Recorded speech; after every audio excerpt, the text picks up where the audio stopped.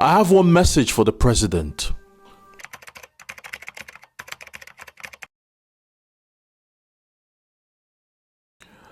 I make of it a funeral, not just for the 200 who died in Benue, but for a nation that no longer mourns its dead when death becomes normal and the president becomes quiet. Then leadership has turned its back on the living. Benue is not a battlefield. It's a farmland. It's homes with pots on fire and children playing before sunset. And now, it's a graveyard with over 200 names etched in the dust. Because men with guns walked in and nobody stopped them. Nobody came. The night they struck Gua Western logo, I hope I pronounced it correctly. They didn't wear uniforms. They were organized, methodical, certain that nothing will stop them, because nothing ever does. This isn't new. This isn't isolated. It's a pattern written in blood. From Zamfara to Plateau to Southern Kaduna to Owo Church to Sokoto to Guma, we keep stacking bodies like firewood. And the government keeps issuing recycled press statements. We condemn. We will investigate. Investigate? Investigate what exactly? That the killers came? That nobody was arrested? That the president stayed silent for days? What exactly are they investigating? We watched him tweet birthday greetings. We watched him decorate cronies with national honors. But he did not walk the burnt soil of Benue. He did not see the mass grave.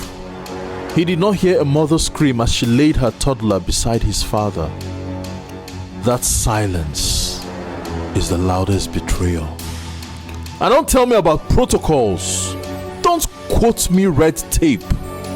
The leader of a grieving nation should not be sipping tea while his people sip sorrow. You cannot lead from silence. The state has failed, not because terror exists, but because terror persists unchallenged. Killers now roam in broad daylight. They live stream pain and call it conquest. And we wait for the next incident.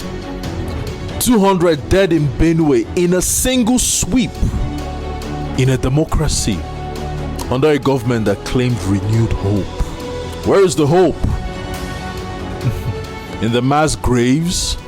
In the orphaned children? In the governor begging for federal attention?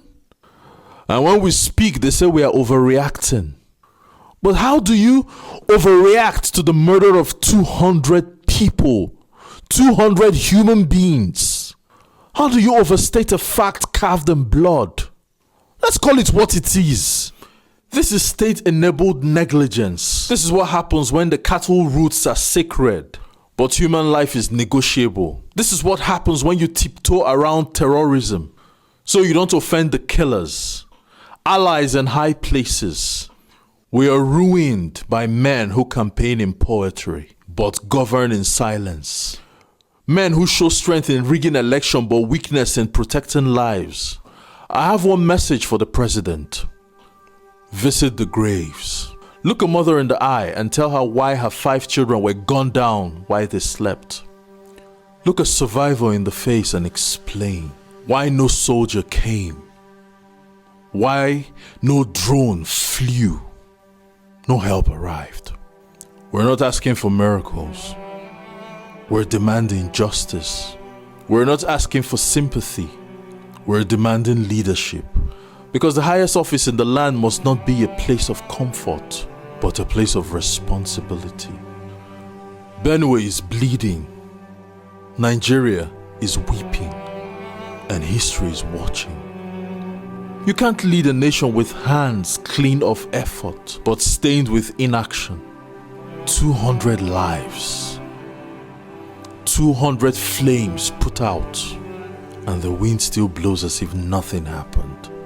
But we will remember, and we will speak, because silence kills, and truth resurrects. Let the world know the people are not blind, the people are not dumb, and the people are done waiting.